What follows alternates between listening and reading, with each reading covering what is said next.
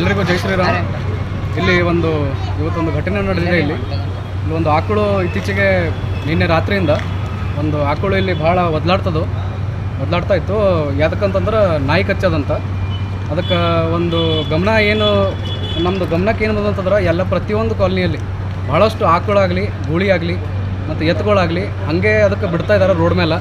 ಮತ್ತು ಭಾಳಷ್ಟು ಮೊನ್ನೊಂದು ಹನುಮಾನ್ ನಗರದಲ್ಲಿ ಒಂದು ಇನ್ಸಿಡೆಂಟ್ ಆಯಿತು. ಅದರ ಕಾಲ ಮೇಲಿಂದ ಒಂದು ಗಾಡಿ ಹೋಗ್ಯದ, ಅದಕ್ಕೆ ಒದ್ದಾಡ್ತಾ ಇತ್ತು ಅದು.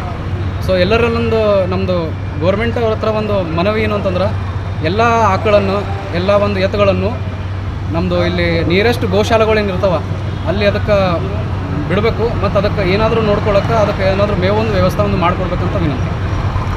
ತಮ್ಮ ಹೆಸರು? ನನ್ನ ಹೆಸರು ಬಸವ ಚೇತನ್ ಬಗ್ಗೆ. ನಮಸ್ಕಾರ ಸರ್, ನಾವು ಸಾಯಿ ಕಾಲನಿಯಿಂದ ಅನಿಲ್ ಪ್ರಸಾದ್ಗೆ ಮಾತಾಡೋದು. ಏನಂದ್ರೆ ರಾತ್ರಿ 7 ಗಂಟೆಗೆ ನಮ್ಮ ರೋಡಲ್ಲಿ ಗುಡಿ ದನ ಭಾಳಷ್ಟು ಇದೆ, ಅದಕ್ಕೆ ಯಾರೂ ರೆಸ್ಪಾನ್ಸಿಬಲ್ ಇಲ್ಲ.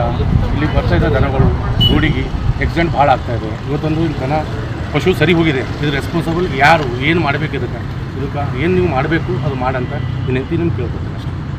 ಓಕೆ. ತಮ್ಮ ಹೆಸರು ಸರ್? ಅನಿಲ್ ಪ್ರಸಾದ್. ಇದು ಯಾರಿಗೆ ಕಮಿಷನರ್ ಅವ್ರಿಗೆ ಹೇಳ್ತಾ ಇದ್ದಾರೆ? ಕಮಿಷನರ್ ಇದಕ್ಕೆ ಯಾರಿಗೆ ಸಂಬಂಧಪಟ್ಟಿದ್ದ CMCಗೆ ಅವರು ಇದು ಫಾಲೋಅಪ್ ಮಾಡಿ ಅಷ್ಟೇ ಹೇಳೋದು. ಇದು ಯಾರಿಗೆ ಸಂಬಂಧಪಟ್ಟಿದ್ದ ಅವ್ರು ಫಾಲೋಅಪ್ ಮಾಡಿ. ಇದನ್ನು ಗೋಶಾಲೆ ಇದು ಮಾಡ್ಬೇಕಂತ ಗೋಶಾಲೆ ಇದು ಕೊಡ್ಬೇಕು ಸರ್. ವೇಸ್ಟ್ ಬಿ ದನಗಳು ಎಲ್ಲ ಗೋಶಾಲೆ ಕಳಿಸ್ಬೇಕು. ರೋಡ್ ಮೇಲೆ ಬಿಟ್ಟಿದ್ರೆ ಅವು ಬಿ ದನವಲ್ಲ ಗೋಶಾಲೆಗೆ ಹೋಗ್ಬೇಕು.